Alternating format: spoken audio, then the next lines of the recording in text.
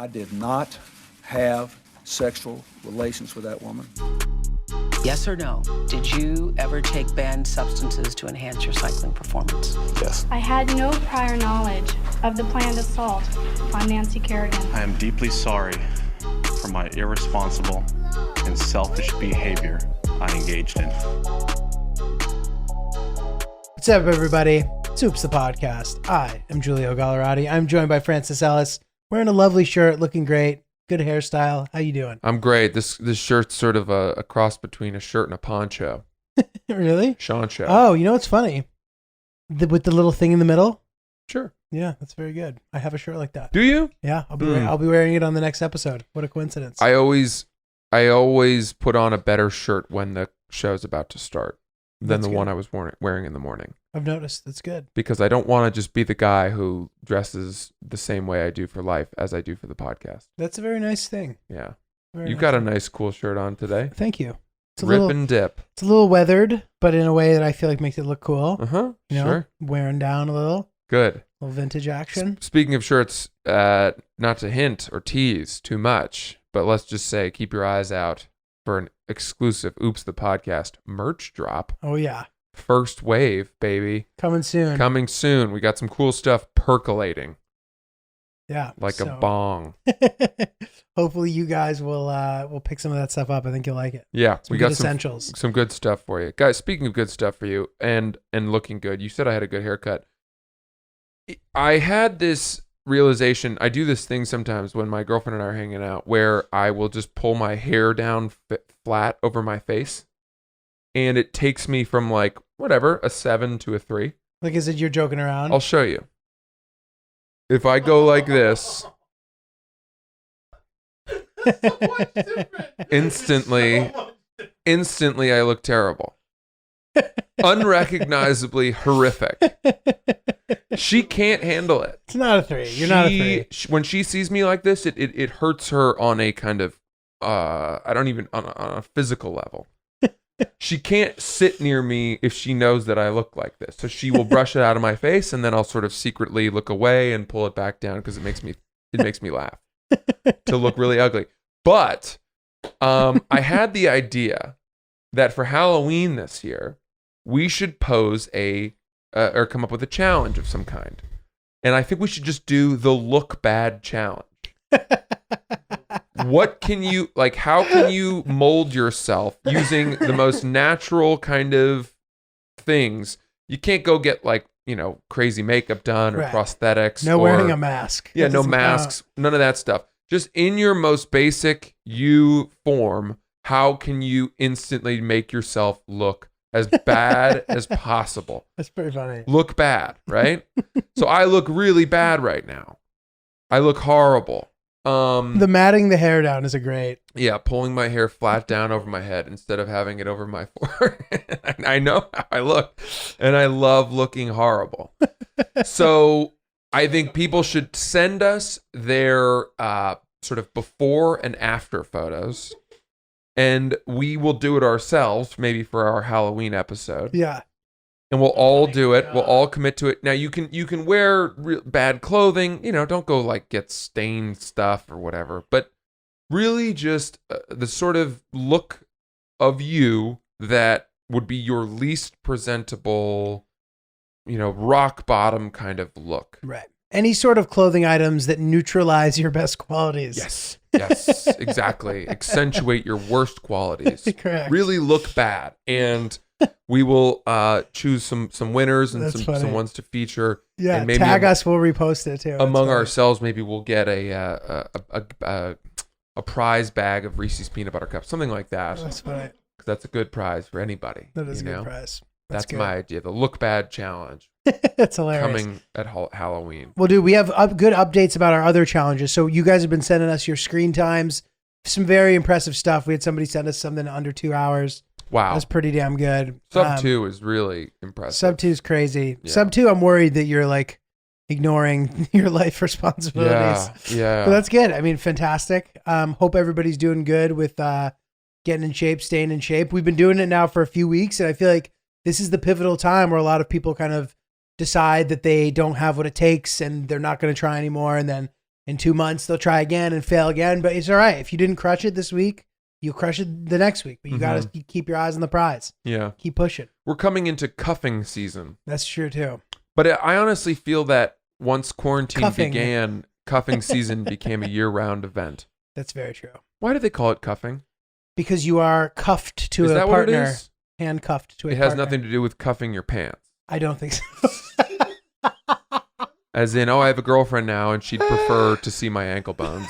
So I'm going to cuff my pants. That's very Isn't that funny. it? Cuffing season. No, and actually, quite frankly, it doesn't even make sense because when it gets colder, cuffing is a less, Sure is. which is why it's been confusing the shit out of you. apparently. When are men going to stop rolling up their pants even higher and higher?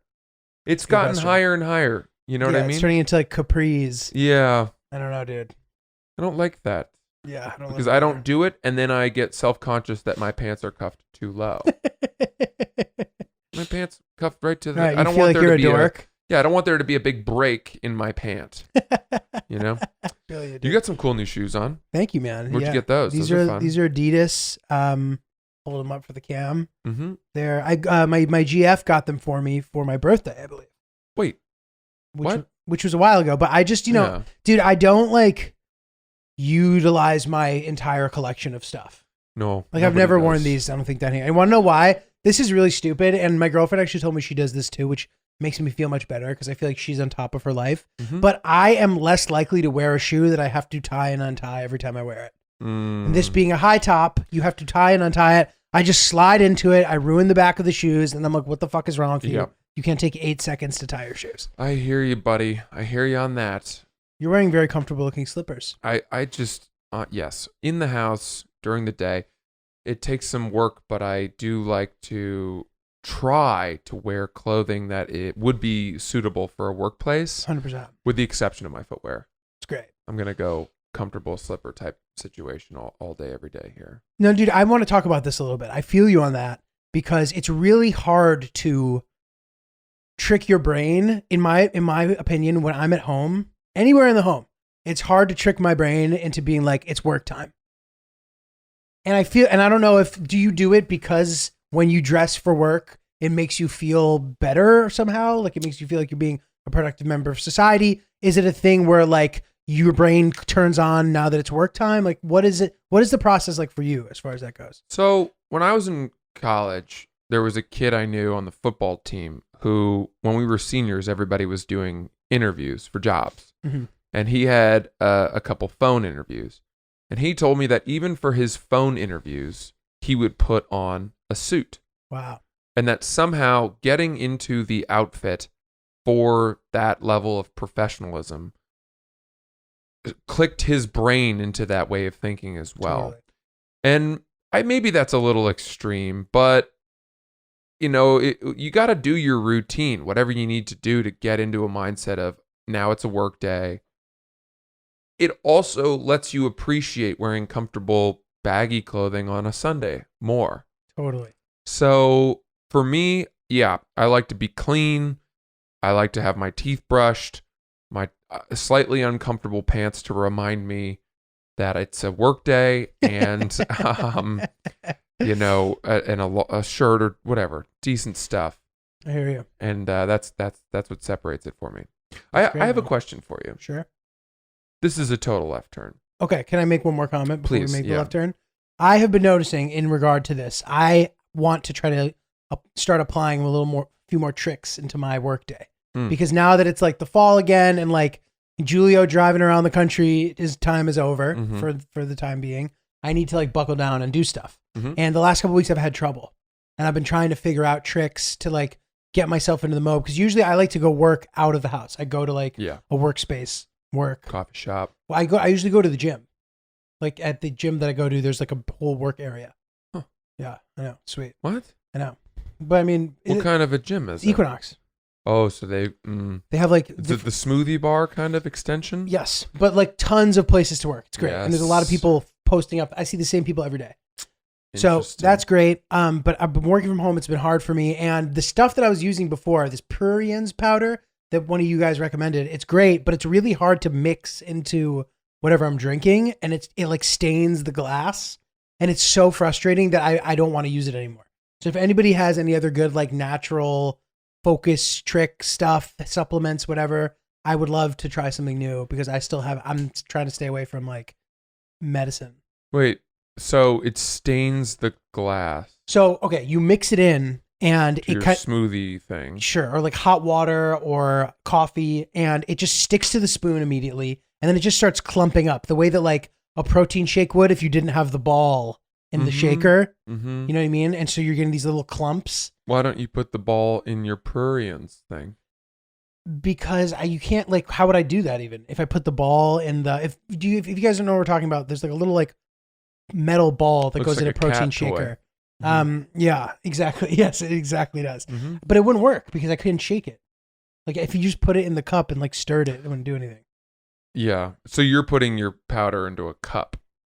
Into in like a glass, you know, just for like my tea experience, and it's just like so hard to clean that like I'd really like to find a new method or something. So, Interesting. yeah. Okay. Well, let's help Giulio drink from a cleaner glass. No, but do you feel me on that? Like if it's gonna be part of my daily ritual, I'd love for it not to be a massive inconvenience. Sure. I'd love to just like take maybe if there's like a fizz powder or a pill or like. Dude, let me tell you something. If I've learned anything, it's that the cleaning up never stops. I know. Cleaning up never stops. It sucks. It is endless. Totally. You clean up and you feel good and you say, oh, that's done. 10 minutes later, it's beginning again. Absolutely. You're right back at the start because you took your outfit off and didn't hang up your shirt, and now the pillows are in the wrong place and the blanket is unfolded on the couch and a couple plates are out, and you know you don't even think you're doing much damage, but all of a sudden the house is not in a presentable state to be sold. Do you know what I mean, dude? Yes. If having your apartment in a position where you could show it to a potential home buyer is its most presentable state, then I'm telling you, it takes 1 second for it to be as far away from that as possible. Totally, dude. Totally. It drives me fucking crazy, man. I know. And dude, two things about that. First of all, my grandmother was very much like that. My grandmother who lived in Italy, she passed away, whatever, great lady. But she got to this point eventually over time where she was like so obsessed with keeping things clean that like if anyone used, like they didn't use most of the house because of it. And that's a place you don't want to be in. No. Like my dad would like take a shower and she would like yell at him. So then we got to a point like one summer where we would like take showers only at the tennis facility. Oh man. And not at home just because we didn't want to like, we wanted to keep the house clean. So like, I think that is maybe going a little overboard. Bless Sure. my grandmother's heart. But I think that the acceptance of that is a big step. Mm-hmm. You're never going to be done cleaning, and that's okay. Yeah. And I think you can apply that same principle to life. I don't know how we're taking a little like broad turn here, but you can apply that principle to life because with change, it's the same thing. People are so scared of change. They're like, I'm here now. This is it. I know what's going to happen. People want to like, just if you let go of the control and you accept that change is a constant thing, you'll actually enjoy yourself much more, I think. Mm-hmm. Yes, I think that's true. I think that's true. I'm thinking that made me think of big life changes. It made me think of when let's say that you're living at a level of cleanliness and tidiness for a long time and you become accustomed to that being your baseline. Mm-hmm. Then all of a sudden you have children. Mm. Children are the ultimate untidying effect. Totally. Especially a 6-year-old, and between 6 and about 15 maybe. 6 There's and just 18. like shit everywhere. It's a torpedo. You're tripping over fucking plastic trains and It's like a cyclone within your house. And you can't instill upon them why it matters to, and I was this way as well. I never understood why we needed to constantly, rake the yard if the next day the tree had shaken its leaves again and it was all going to be reset at Totally. shitty levels. Totally, dude. Totally. Ugh, man, I don't know. Very I frustrating. don't know. Houses are meant to be lived in. Sneakers are meant to be worn. I know. Don't be afraid of a little bit of a mess, but I do find it exhausting. It's just exhausting to constantly be putting things back away. Dude, I know. It's really, it makes me think about kids and like how, although I'm excited to have them someday, I'm just really not ready. We have a cleaning lady come once every 2 weeks. She's spectacular. She is meticulous and searches out corners of picture frames to dust. It's hard to find someone She that finds good. everything. great. She is incredible. The day she comes, the apartment is sparkling and spotless. Amazing. And without a doubt, by that evening, it's as if she had never seen us. It breaks my heart. What's the point of spending that money? I know. She's expensive. I know. Why am I spending the money? Because it just all goes back to zero. And then there's this feeling of once she comes, we don't want to cook that night because we don't want to fuck up the nice kitchen that she's made. Yeah, I know. I feel that way about laundry too. How the fuck is our life? Like we wear clothes and then we have to wash them after we wear them. Who the fuck thought of that? We can't think of something. We can't think of something better than that. Than like having to fucking wear. Like I'm gonna wash the shirt today. I wore it and I'm gonna have to wash it, and that never ends either. Let me ask you this. Sometimes I'll wear a shirt for the day, Mm-hmm. but once I take it off at night, I think back on the sort of day that I had, and I say, well, I didn't do much in this shirt. Yes, the answer So is yes. it's not sweaty, and it's therefore clean. Yes. And I'll put it back in my drawer. But then, as the week progresses, every time in the morning when I open up the drawer and I look at that shirt, I think, well, that shirt has been worn. And I Totally. then think, I need a new day. I'm superstitious. I don't want to start this new day wearing a garment that has not been given a fresh start, a look, 100%. a new look, right? So I won't take that shirt out of my drawer, and it just sits there until a week later I've decided, oh, that's been festering in the drawer, that dirty thing with the flies buzzing, and I finally take it out and then I put it in the hamper. I have also done that, but it is funny what you're saying. Like you give that shirt the start, and after that shirt gets the start, even though it goes back on the team, it gets sent down to the D League. Yes. And dude, from the D League, the only way you can wear it, like I'll typically only pull that shirt out at like 6 p.m. on a Sunday and wear it for the remainder of the day, and then throw it in the laundry. Yeah. Exactly what Yeah. you're It saying. becomes an indoor shirt. Becomes an indoor shirt. It's weird though, because there's something about wearing a shirt that's not clean and new where you just think whatever bad karma I collected the last time I wore this lives on in this shirt I know. and will infect everything that happens to me today. That's crazy. I've It's never a had that. bad charm. That's very funny. It's got bad juju. Dude, but listen to this too. Like, I'm sure you have experienced this as well. Like, I'll have all these fucking clothes that I never wear, like stuff that I'll wear for a specific occasion. By the time that occasion comes around, that shirt, even though I haven't worn it, smells like it's been in storage. Just because you haven't worn it in a long time. Because it's been sitting there for a Yeah, year. It yeah. smells like the drawer. Yeah. Now, I've heard that this works. I've never done it, but I've heard that if you have an item like that, you can throw it in the dryer with a dryer sheet for 5 minutes and it'll smell fresh. Interesting. And there's so many of those things in my life, and I don't know why I don't think to just Google it.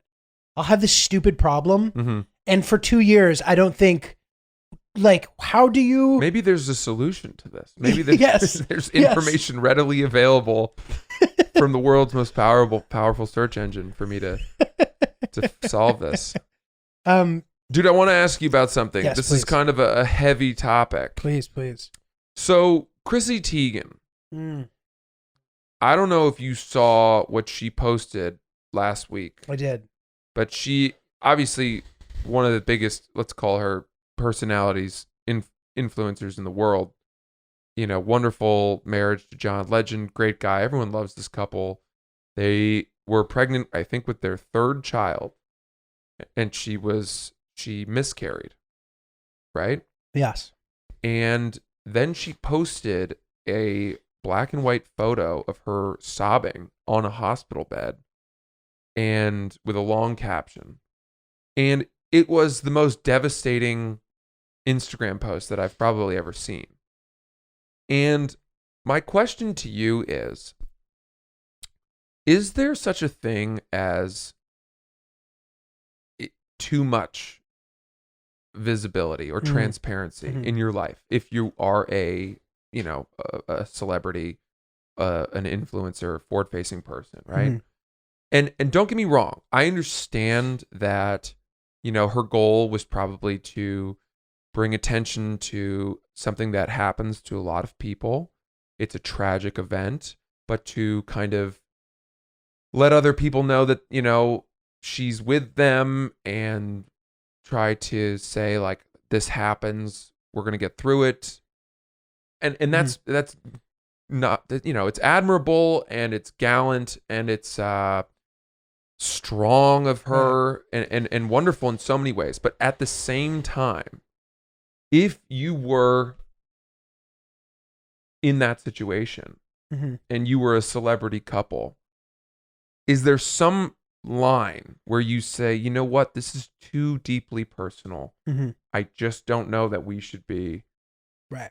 And I don't know. I'm not saying that. Again, I admire the fact that she's doing this to try to like help other people and say, people go through this. This is my experience, and try to help them. But I saw that and I was like, oh my God. I did the same. Yeah. I was like pretty taken back by it. I was like, oh, wow. I couldn't believe that she would have the strength to share it. I don't. Right. So I think that one of the reasons why they're so good at or she's so good at what she does is that like, it's harder than it seems to like be yourself talking into your phone. And like to get to that level is like pretty impressive. Like from, you know what I mean? Just like being able to like connect with a big group of people like that. And I think that like part of why she's so effective maybe is because of things like this. The fact that she can like share something like that. And I know it was like kind of controversial. Was it? I think, I mean, I looked at the comments on the Twitter, on her Twitter post, and like, there's all these comments like, oh, like, pro-life people saying like insensitive shit or like whatever. That's weird. I know. Which is why, one might shy away from posting that because you don't want to get like shamed for it later. Right. You know what I mean? But I get what you're asking, like what's too much. And I guess like, it's up to you. Like I would love to be at a point in my career where like I was such an incredible influencer that like I needed to post every single thing about my life. You'd want to be there? Maybe. I have no idea. I just know that would equate it's massive success. It's a self-imposed Truman Show. That is true. You've created a complete prism into your own life and nothing is off limits. Right. I mean, dude, I struggle so much with posting shit as it is. Like, I don't know about you. I wrote this down the other night. I was a little high and I was writing this down and this is what I wrote down. And I was going to see what you guys say because this is clearly me overthinking it, but I'd love to be at a point where I'm not overthinking it and I can just freely post and it works somehow. But I'm like, is it lame if I post cool art I see on Instagram? And then I'm just like, is this my problem? I censor myself for no reason based on my judgments of others. Am I right to feel like that? Or is that just me falling for that trap? You know what I mean? Is that like completely overthinking it? I'm like, if I post art on Instagram, I'm like a loser. I didn't make the art. Why am I posting it? It's not mine. Like I see other people post it and I must, you know what I mean? Like, do you get into that cycle? And then I end up posting nothing and I don't post enough because of it. Well, I think let's step away from it being art, because I think you're asking a broader question here, which is, should we be so worried about how people will react to whatever it is we post that we end up not doing anything? Exactly. And for me, I admire a Chrissy Teigen who, and maybe she has that thought process too, but it seems to me like she's posted everything and that I wish that I just didn't give a fuck and I could just constantly post. And there's probably freedom that comes with that because she has laid herself so bare for her audience that, she's never, it's almost as if she's never going to have second doubts, right? Second thoughts to post anything. But that's where I would say I don't think that that's necessarily good. I mean, that there should be some things that are sacred to you. And look, this is me talking. I'm not foisting this upon Chrissy Teigen. And I champion her for doing this and feeling like this was something she should show the world. But for me personally, I would not want to get to the point where if my wife and I miscarried a baby, that I would think my fans need to see this in its unfiltered sort of tragic truth, in its rawest. That picture, it looked like it was taken seconds after one of the most horrific ordeals of her entire life. She's weeping. She's on a hospital bed wearing a hospital robe. You know. Yeah, who's taking that picture? Yeah. Like, how does that opportunity come up? And I don't mean to sound crass, but it's like, well, how many of those pictures were taken? Did she have to select one that she thought conveyed the most emotion? Right. You know, you get into this like demonstration or this presentation of grief. Right. That is, for me, it's hard for me to get my brain around it. Like, for example, if I were in that situation and I felt like this might, showing the world that we had gone through this and that hopefully I could reach some people by connecting with them with what had happened to us. Maybe I would post a photo of my family and say in the caption, like we lost a child or whatever. But I'm so grateful for this, and people go through this and whatnot. I just think that like this kind of voyeuristic truth of just in your rawest moments, while it's at both times it's the most powerful thing you can do, but you also don't really leave yourself the option to hold anything back at that point, because if you're willing to post that, then you have basically said we're going to go for broke on everything. There's nothing that nothing off limits. But you make a good point. You have to address it, because otherwise people would be like, what happened to that kid? Yeah. You know what I mean? Yeah. Like, you have to say something, unfortunately. Does she feel cornered? Is there any part of her that felt like she had to do that, given that up to that point in her life she's been a complete open book? Right. And that would be, my heart would break for her if that's the case. Again, I'm not saying that she is somehow like commercializing her grief. Right, no. I'm struggling with that, with that whole thing. With the picture specifically, it sounds like. A little bit. Because, right, like you even said, like it has to be addressed, because we all knew she was pregnant, right? Did we know that? We knew that. We did. She had said. Right. Yeah. Right. Yeah. People, and people like her, man, don't forget, like, and I'm sure you didn't forget this, but like an important aspect to this is like, people love her life. Oh yeah. Like that makes their lives happier being a part of her life. So like, there's something nice about that too. Yeah. I don't know. Kim Kardashian, she and Kanye did the in vitro thing, and I know that is something that's maybe, I don't want to say stigmatized, but I know that meant a lot to a lot of people, that they were having, doing in vitro fertilization. And I think that these influencers can provide hope and strength, and for people who look up to them and say like, well, if they're doing that, then there's no reason that this is not normal or not something I should be thrilled about. I just wonder, like, like you look at Giselle and Tom Brady and how private their lives are. And I guess there's two sides of that coin. There's like that you fight for either the privacy, which can be an uphill battle, or you are a total open book. And I don't know. I think I would veer more towards the private side of it, despite how transparent we are on this podcast. Totally. And dude, that's the thing too. It's hard for me to really have an idea about it, because it's so early in my career still. Like I'm at the point where when people say hi to me on the street, or like people want to take a picture like that, I'm psyched. Like, that makes my day. You know what I mean? Yeah. Because it doesn't happen all the time. But I'm sure that the more it starts happening, if I were to ever get to a point where like there's people waiting outside my house, I'm sure I would hate that. You know what I mean? So like as far in the big picture, like you're saying, like I'm sure that if I was this massive celebrity, and if you think about it, there's only like a couple dozen people that I can think of who are like entertainment celebrities who would have trouble like walking around. You know what I mean? We're maybe naming a couple of them, but like I don't think anybody wants to get there if they really think about it. Right. To the point where you can't even live your life at all. That sounds Yeah. terrible. Yeah. But let me ask you this about, and like, as far as this is concerned, and tell me if you agree with this. I've seen friends of mine who, you know, I was hanging out, they've been in comedy, whatever, and years go by, and one day something clicked in their brain where they're like, I no longer give a fuck, and I'm just going to post all the time, whatever the fuck I want. Mm-hmm. And even though a lot of the time you're kind of like, what the fuck's this person doing? It almost always positively impacts their careers. Really? Yeah, kind of. Like, do you, like, Well, and like maybe, you know, You people look- start talking shit about them or whatever, but like it appears to me like their careers are improving significantly because of the fact that they were like, fuck it. sure. I think there's truth to that.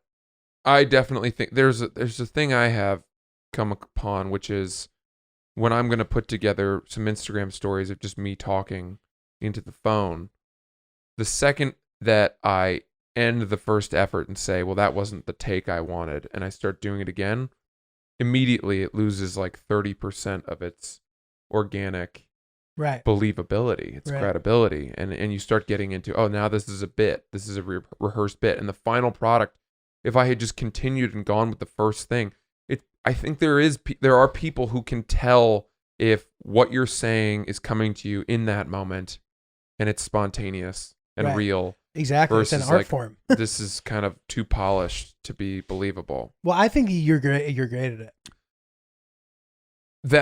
Thank you. I'm serious. And I think it's an important thing to do, and it's hard. And I think you're really good at it. I've started to get into this thing of, you know, I did that story arc about the dinner reservation. Yeah, that was great. I did that one, and then I did the parking the car on the street for the alternate side parking when the street cleaner came in. And that one was completely organic. Everything I posted from that was just instant, in the moment. You're the weekday warrior, man. And people liked it. It's great. People thought remember everyone said it was exhilarating, which made me think, you need more excitement in your life. You got to go skiing or find something. But you know, I don't know, man. Like that was a moment where I said I just didn't care. You know, it's Yeah. like the stakes are low. Yeah. If you want to watch me do this, great. If you don't, no problem. Right. But Right, somehow people seem to like it. So, you know, Stakes don't have to be high. Yeah. Great. yeah. Good stuff. Not everything has to be perfect. We're never going to get it perfect. Save your perfect stuff for your posts. Totally. Really quickly, Please. the election. Ooh. Just really quick. Yes. You know, everyone is saying go vote. And that's great. But nobody is saying why you need to vote.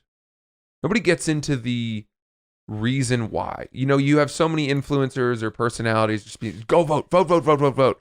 Make sure you register to vote. Vote, vote, vote. Mm-hmm. From P. Diddy to Taylor Swift Mm-hmm. to Biden and Trump to everybody saying go vote. Every influencer, you know, podcaster saying go vote. I want to say why you need to vote, okay? Because this nobody talks about this. America, I apologize if this comes off sanctimonious, but we are a country who, for a long time, we have exported a doctrine of democracy, right? We sing from the high hills about how our system is best. When we go to foreign countries, Vietnam, from Vietnam to Afghanistan to Iraq. Right. Yeah, sometimes in a way that doesn't even make sense. We say like we think you guys should have what we're having, which is democracy. We want to instill a new system, a new regime.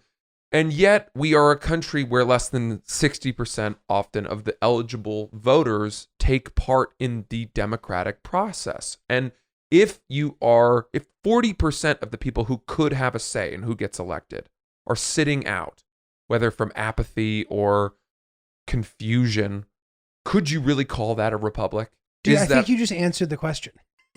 I know. I think you just answered your question. But I'm saying from a level of hypocrisy, to avoid hypocrisy, you should take part in this process.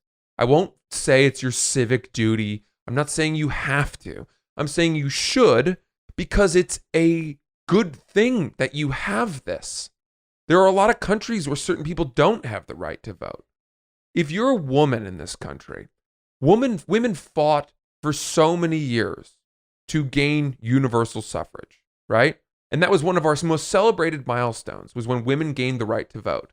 And if you're a woman and you decide not to vote in this election, you're basically shitting on that effort. And Susan B. Anthony rolling around in her grave. Like, you should want to know you contributed. And even if you say, well, my state is firmly blue or firmly red, and so what difference is it going to make? And you view the Electoral College as a zero-sum game. It's not about that. It's about knowing you counted. And you went and you did the thing that separates us from a tyrannical country or a despotic country or a place where there's, you're talking real voting fraud, where Putin wins 98% of the election, truly fraudulent elections, which allowed the governments of those countries to do whatever they want. It matters. It really matters on that level. So go out and vote because you can, and because we're lucky to live in a country where it actually matters. Does that make sense? Yeah, totally. That's all I've got to say about that. I didn't realize that you were answering the question. I don't know if I was. No, you did I thought you answered it very nicely. Definitely. Go vote. 100%. Go vote. He said. Less than a month. We're less than a fucking month. And listen, I'm not saying vote for one candidate or the other. I would never say that. And I also think asking people who they're going to vote for is not a good question. I think there's a reason that we have curtains up on the voting booths. There is privacy to it. It's your vote. Do whatever you want. Absolutely. But vote. Yeah. 100%. Vote in the election. 100%. That's how I feel about that. Well said, dude. Well said. So I got a question for you. Yes. I'm assuming you play fantasy football. I don't know why I assumed that. You don't? Okay. Never have. So apologize. That's okay. I don't either. I don't get it, and I don't care. And I don't care enough to understand it. So therefore, I won't do it. Totally. Fair. Fine. I have played fantasy sports over the years, and I find that I get way more into the sport when I do. When I was younger, fantasy baseball, I loved baseball as a kid. Mm-hmm. Now, fantasy basketball, I'll do some years, whatever, but I'm not always doing it. However, I've been hearing lately, and I'm sure this is a thing that's been around for a while, but I'm hearing that in these fantasy football leagues, they have some kind of punishment for the person who comes in last. Mm-hmm. Oh, yeah. And I've heard some random ones that are like kind of funny, like this one kid, Jason, I know, he's like, yeah, the person who loses just has to go to Cleveland or something like that. Sure. Like on an inconvenient day, they have to leave and go to Cleveland, spend the day there. Mm-hmm. And I don't know if he's suggesting that Cleveland isn't a good place to go. I'm not saying that's the case. But I found it funny that people get pretty creative with that. And I just picture this scenario where like the loser of the fantasy football group has to like blow the winner or something. Oh. You know what I mean? Like, and I would love to hear from you guys some of the best punishments for coming in last place in your fantasy football league. Yeah. I imagine there must be some crazy ones. And I wasn't sure if you'd heard. I've heard some great ones before. Like what kind of stuff? Well, I'd have to look back. I've definitely talked about this before. I've had some amazing ones. People are very creative when it comes to this. It's so funny, dude. Like, but there are also punishments where if the punishment were something that I didn't want to do, it would prevent me from participating in the group. right. Like if it's a tattoo, I don't really want a tattoo. Mm-hmm. And so if you're just thinking, well, there's a 12 out of 13 chance that I don't have to do this because there are 13 people in the group and I believe in my ability, it's sort of let's switch over to credit card roulette. Mm-hmm. At a restaurant. Have you ever played that? Yeah, it's great. It's exhilarating. Is it? Yeah. See, then you're just a gambling man. Dude, I'm not really though. Like the credit card roulette is fine because the stakes aren't that high. They can be. It can be. You're right. If you're at a group dinner that gets up over $1,000, Fine. I would rather, and I hate to sound like a fucking normal Steve over here, but I'm the guy who says, let me pay my share of the dinner and I'll watch this unfold comfortably knowing that I only had to pay $90. Fair, fine. 1,000 is too rich for my blood. If we're in the 400 range, like I'm willing to take that chance. So you would do, the reason I say this is because I've been the guy. I've eaten the dinner before. I've had to eat the credit card roulette dinner. That's rough. I think I've played credit card roulette twice. The first time I withdrew and paid my share of the dinner, which is a total pussy move. I accept that. The second time I was like, you know what? I'm no bitch. I want to live dangerously. And I lost. And as the waiter was drawing the credit cards out and people were celebrating and saying, thank God I'm safe, I knew in my heart that foreboding sense of dread of, wow, you start doing the math. You're like, there's a 10% chance it's me. Now there's a 20%. Now there's a 33%. Now there's a 50% chance. You know it's going to be you. Totally. And you know what, dude? I think actually, now that I think about it, the way to do that the most effectively is to have the waiter pick a number 1 through 5. Because if somebody has like a metal card, it's like more likely to get pulled. You think? Maybe. Like, is that not true? Like, it's like if it's a thicker card or something, does that make him more likely to pull that one out? I don't know. But dude, I'll tell you what, I won't play that if there's someone at the table who I know it's going to hurt them to lose. Really? Yeah. Because well, like I have thoughtful of you. Well, I just have friends who I know like don't want to be the odd man out, but if they were to lose, it would be like a huge bummer for them. And then they me. should be doing. You should give them the option up front to just pay their share of the dinner. I do, but I know that they're just the type of people who aren't going to stand up and be like, this is too rich for my blood. I don't want to. And I want to be the guy who sticks up for them. Interesting. Mm-hmm. So you're saying that the peer pressure of that game forces them not to speak up. Correct. Not them wanting to get a free dinner. They're like, yes. They're like, well, you know, I probably won't lose. Like, I'll probably win. And like, I don't want to be rooting against some of the candidates because I don't want to lose. You know what I mean? Of course. But if they have that thought to me, if they say, the odds that I lose are very slim, let's roll the dice. If they have that thought at all, it makes them culpable in their own loss. Agreed. But still, these are my friends. I care about them. Like, I don't want to be like, it's your, well, you had the chance to not do it. Okay. You know what I mean? You're right. What you're saying is correct. But then like they lose and then I feel bad. And then I didn't enjoy that like I should have. Whereas I would love to be like, ha ha ha ha. Right. I can't do that to a person who I know has like a shit ton of credit card debt or something. You know what I mean? Yeah. It just seems like a dick move. I agree with that. But having said that, I want to hear about the craziest last place in the fantasy football league consequence. Yes. Because I imagine that could be crazy. Yeah, I've definitely, that'd be great. I'd love to hear those too. Great. I want to get back to politics really quickly, but in a different way. Please. Here's a question. I want you to tell me some ways to get out of political conversations. Oh, wow. Because there are certain people who, when they bring them up, especially older people, like let's say that you're hanging out with a friend's parents, and that those, I don't know what it is about anyone over the age of 50, but they just assume that everyone around them shares the exact same views that they do. So you'll be at dinner, specifically men. Yeah, in sure. my experience, but I mean, I've had plenty of uncomfortable I don't know conversations that with it's older a women, gender. too. Yeah, I don't know that it's a gender specific thing. I've had parents, moms, dads, doesn't matter. You're visiting somewhere, having dinner. Everything's nice up to that point. And then all of a sudden they just start saying stuff like, well, you know, if only our president wasn't so, or, you know, if only the Democrats would get on board. And it's like, why'd you have to do that? I do it 100%. 100. I've like, honestly, it's ruined friendships of mine before because their parents took me to dinner and started like saying shit that I thought was insane. And then I realized that their kid thought that too. and now I no longer like them.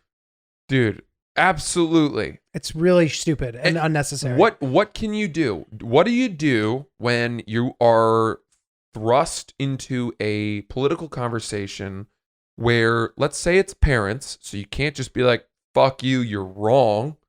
How do you kind of get out of that? Do you play along so you don't ruffle any feathers, but is that somehow, not standing up for yourself and not being true to your own beliefs? Or do you make a counterpoint and try to educate from the other side? Or do you just get up and leave? Like, what the fuck do you do? Well, I think that there's a way to respectfully disagree. And I think that the type of people who, not all the time, but the type of people who do that are up for a discussion. Even though it comes off as a debate, I think that they're up for it sometimes.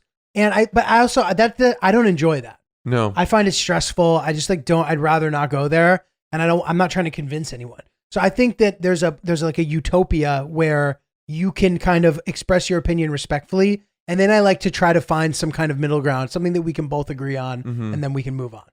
Dude, I totally agree. I mean, the type of person who says, you know what would go really well with this risotto? How about an argument? You know what would help chase down this lovely braised beef that we've been cooking for 13 hours? Anger and frustration. That'll help you choke it down. Dude. Who thinks that's... I know, you're right. Totally. And I don't know if it's that they just... I think there's a level of arrogance in assuming that everyone around you shares your same worldviews. Right. And it's from both sides, by the way. My own parents do it. Totally. But I'll tell you when it pisses me off, though, is when a person will be kind of like condescending or preachy to me, and they don't have accurate information, or they have less information or understanding than I do. I find that to be a difficult situation. It drives me crazy. I don't like it. Someone that I had an argument recently with one of my oldest friends, one of my best friends from first grade on, and he's one of the only people that I've kept in touch with from that far back in my life. And he's a great guy, but he's very, very political and very strongly opinionated. And he was sort of putting forth some statistically backed evidence about crime in black neighborhoods and how it corresponds to like police violence. And, I was a little uncomfortable right off the bat. And then he followed up. We left each other. This was back in Maine a few months ago. And he left after just basically lecturing to me for a couple hours. And then he sent me some emails, with follow-up links. documentation. You get the link follow-ups. Here, watch this 28-minute discussion. It's like, no, I'm not going to fucking watch. Oh, God. I got enough of it from you, pal. And, he's sending me all this stuff. And then he finally sent this thing that seemed like a very blanket, broad statement that was, supposed to show some kind of numbers and stats about crime and whatnot. And I asked him, I had a question about it, and I asked him about it, and he goes, well, anyone with a brain knows that's true. Oh, God. And I was like, wait, did you just assume that? And he was like, yeah, I mean, it's pretty easy to know that, to connect the dots or whatever. And I was like, well, you just presented that as a fact, and you can't do that because then that's just irresponsible. And he goes, you are so out of your element right now. Rolling eye emoji. Oh, my God. And dude, I flipped out. That's really because we were nice. texting each other. I flipped out and I was like, dude, this is the wrong time and moment to be presenting things as fact that you are just going off of a hunch. Like, I don't want to talk to you anymore about this. Like, fuck you for doing that. Bye. And I blocked his phone number. Wow. And it came from him being that condescending too. I hate when people are fucking condescending. It's frustrating. But I didn't talk to him for a few months. And then a couple days ago, I found out that his dad had just passed away out of nowhere. And I had this horrible moment of like, well, am I going to mend fences with him now and revive this conversation with one of my very old friends whom I have not spoken to for months out of, is it gonna come across as disingenuous that I'm offering my condolences given that we've had this icy relationship now for a few months? And I decided that the death of a parent is too big of a deal. You've got to set those differences aside and mend fences, even if he feels like it's opportunistic or not real earnest. Yeah. Whatever. So Good. what are your thoughts on that? I mean, listen, I think that as unbelievably frustrating as a moment like that can be, I think once a little time passes, I think, he obviously realizes that he was probably aggressive. I don't know. In the very least. Maybe he doesn't. This is who he is, man. He just lives his life this way. Right. But, that might be true. But I feel like the kind of like solution and, mending that is usually much easier than it seems in the midst of the argument or whatever. Mm-hmm. And I've been there too with people where I'm like, fuck this person, I hate them. And then all of a sudden we're friends again and we figured it out. But I do feel like your sentiment is maybe accurate. Like it is too big of a deal. At the very least, I can separate that from what's going on with us to offer my condolences because it's such a shitty moment for him. Mm-hmm. But that doesn't mean that maybe I'm not still annoyed. I think that's very fair. What ended up happening? I wrote him a long email with memories of his dad from, my life. I've known his dad as long as I've known him. So Right. 25 years. Mm-hmm. And his dad died suddenly. Right. Unexpected. And it was a shock. And so I wrote him a long email. I very quickly sort of paid lip service to our recent tiff. Mm-hmm. Said, I certainly wish we can move past our recent differences, but with all of that aside, I want to just honor your dad and wrote some stories I remembered that made me laugh about him and said, I'm here for you and all of that. And I hardly expect to hear back from him. Mm-hmm. But I would hate the idea that he would read that email and just think, well, fuck you. You're only doing this, But why? But you're only doing this. Finish that sentence. I don't know if there's any way to fill in that blank. You're only doing this because my dad died. You don't actually care. You don't want to be friends.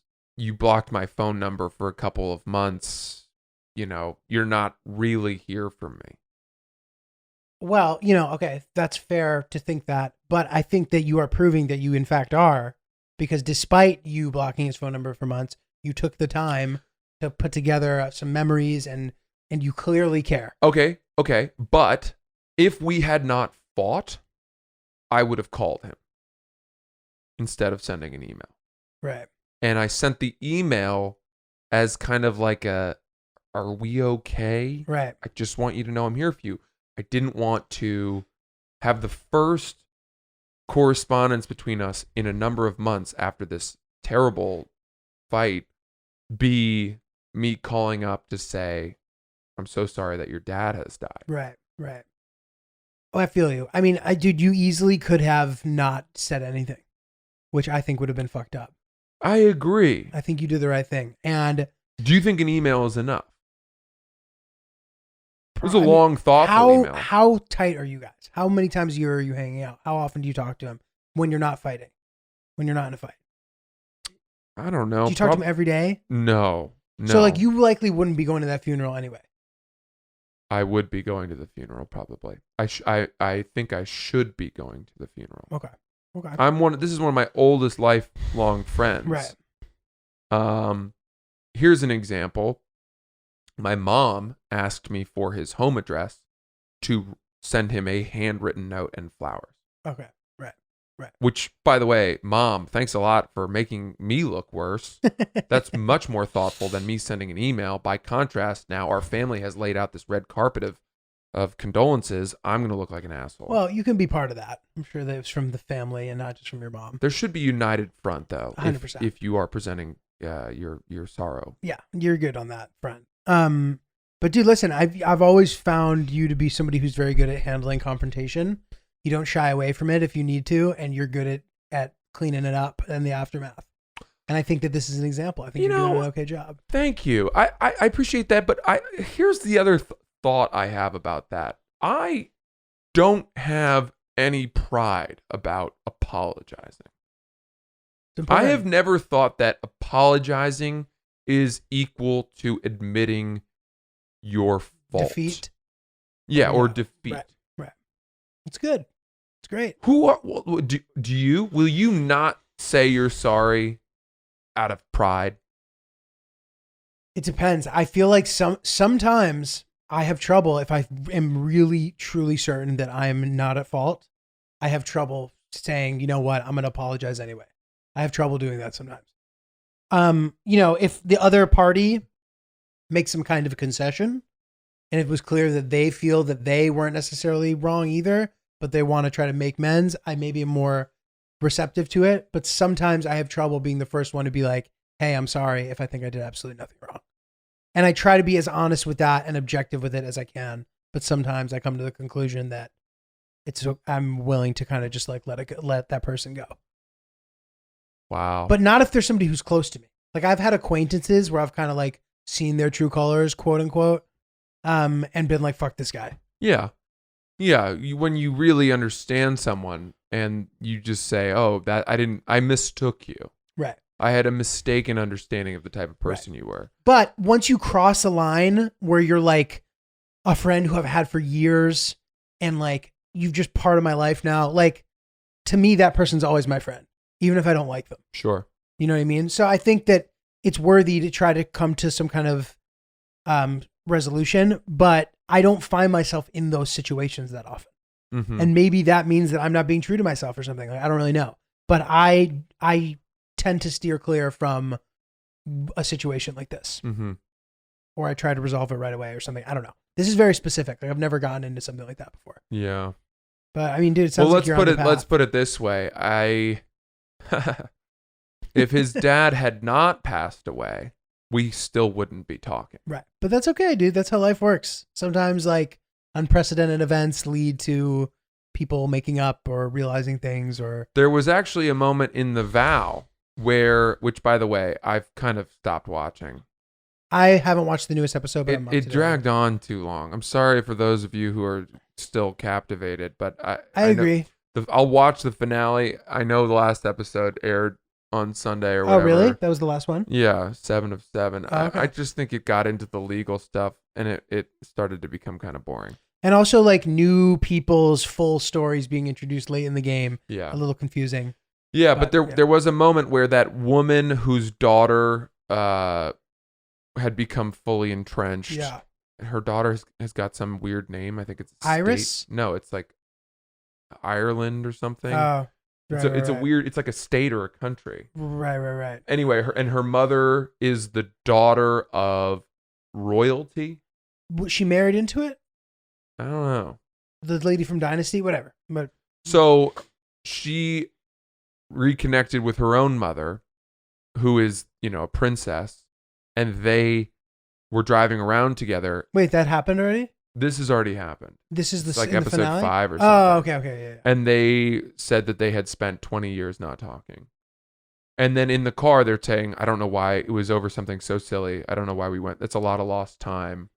That had already happened? Yeah. Oh. They didn't speak for 20 years. Jesus. And now they're on good terms again. Wait, but before she then got This is not it's the mother of the girl who's in the cult. Oh, gotcha. Okay, yes.